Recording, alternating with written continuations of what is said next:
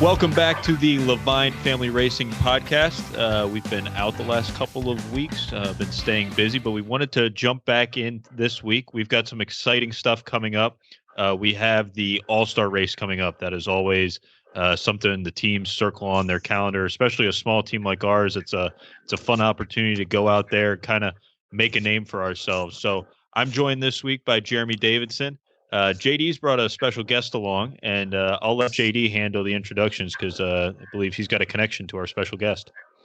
Yeah, so we're excited to have Jerry Caldwell with us today. Jerry's the Executive Vice President, General Manager of Bristol Motor Speedway, and had the pleasure of knowing Jerry for 20 plus years, I think, as I was counting back, and working with him for 8 years or so before coming over to the race team. So Jerry, thank you for coming on board today and spending a few minutes with us as we talk All-Star. And just tell us a little bit about your role there at Bristol and what that looks like, as people may not be as familiar about everything you do there. Well, thanks. Always good to see you, Jeremy. Thanks for the invite. I am General Manager here at Bristol Motor Speedway. That includes you do a little bit of everything, as I tell people. That means I'm in charge of customer service and working with sales folks, and honestly, you do a little bit of everything. And I feel like my number one responsibility is try to clear the path we're blessed with a great team here at Bristol, as you well know, and anything I can do to help clear the path for them and just let them do their jobs, because they're all great at what they do. So I'm gonna hop in here, Jerry. This is very exciting. We are running the All-Star race for the first time at Bristol. Selfishly, I think the All-Star race fits perfectly at Bristol. I know we have a driver that's very excited to go back to Bristol after the performance we put on the first time we went this season. But what about you? What are you most excited about for the All-Star race coming to your track for the first time? As a kid, I grew up in Lexington, North Carolina, so about an hour away from Charlotte Motor Speedway. And as I was a little bit older, I got the chance to go to the All-Star race a few times. And I'll tell you, it's obviously Bristol races are my favorite races because they're so action-packed. But the All-Star race was always my second favorite after Bristol races. And now to have it here is it's perfect. It's like a dream come true. I love the segments. I love that Bristol's such a Saturday night short track kind of facility area, and the track itself. And I think it just lends itself to the excitement and the unknown and the suspense that comes around the All-Star race. So, I can't wait to see it happen. The segment's playing out. You got all that money on the line. No points going to be impacted. You've got some drivers who may not be with one of the big teams, but are great here. And it just shows you that at Bristol, the track really gets into the driver's hands, and it can be a bit of an equalizer. And those drivers that can be aggressive, obviously you gotta have some brakes fall your way. You got to be able to stay out of some accidents when they happen. It can turn out to be a really good night for them. Hey, Jerry, I've been there before as leading up to race, but a lot of people who might be listening, and Tom as well, have not been at Bristol or a track leading up to the race night or race day.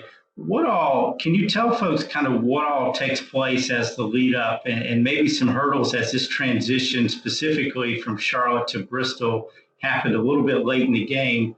What are some of the things your crew and your team is having to do and some of those challenges of getting the place ready to go? Well, these are certainly different times for all of us.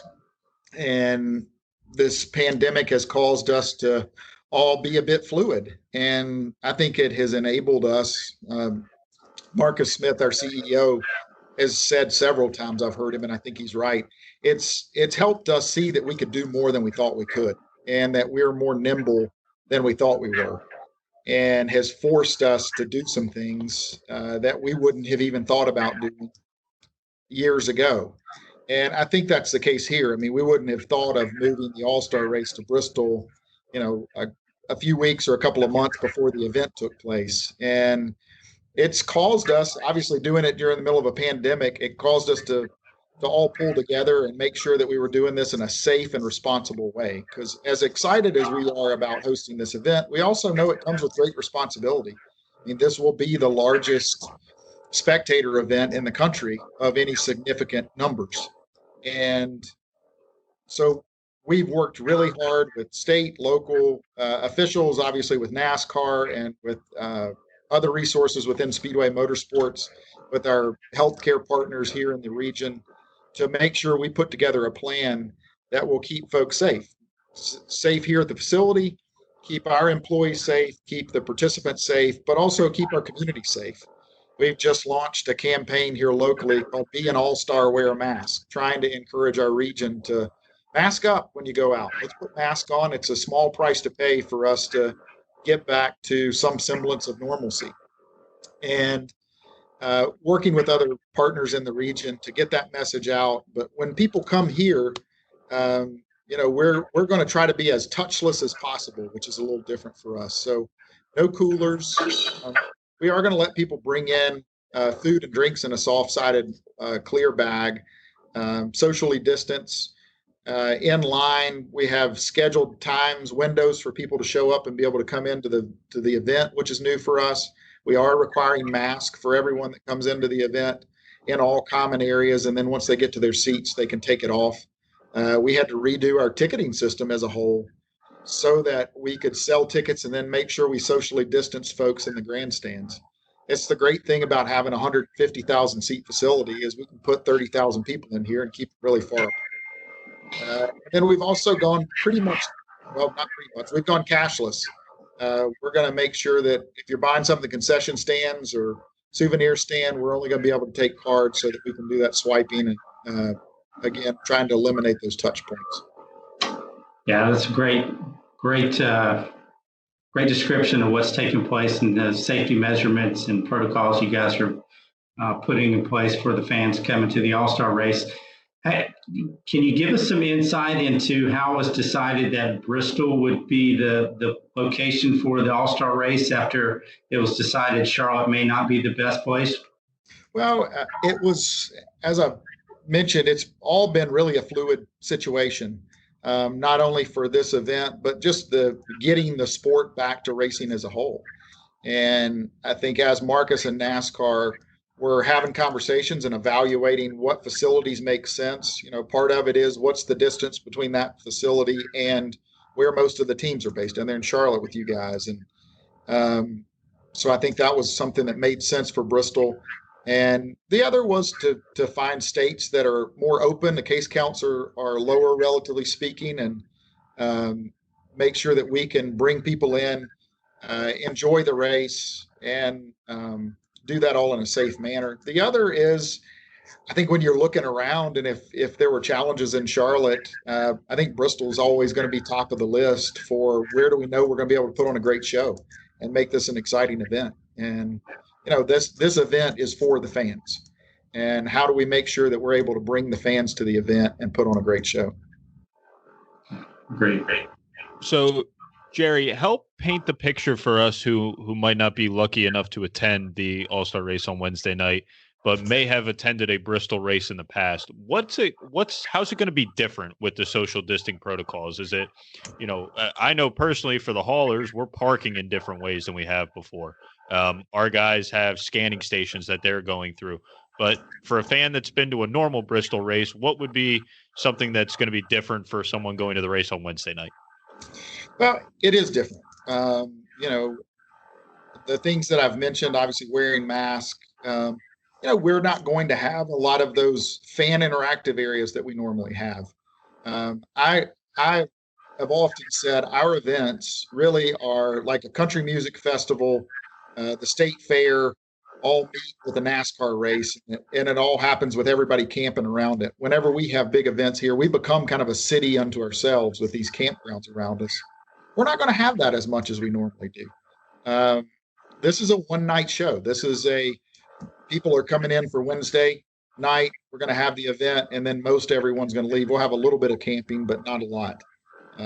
But I think all of this is happening in stages, and we've been able to have. We started with virtual racing. Now we're to live racing, or then we went to live racing. Then we went to live racing with a few fans, and now we're to live racing with a few more fans. So we're not quite back to where we want to be with being able to have a big party outside and make it multiple days. But I'm thankful that we are where we are and able to host this event.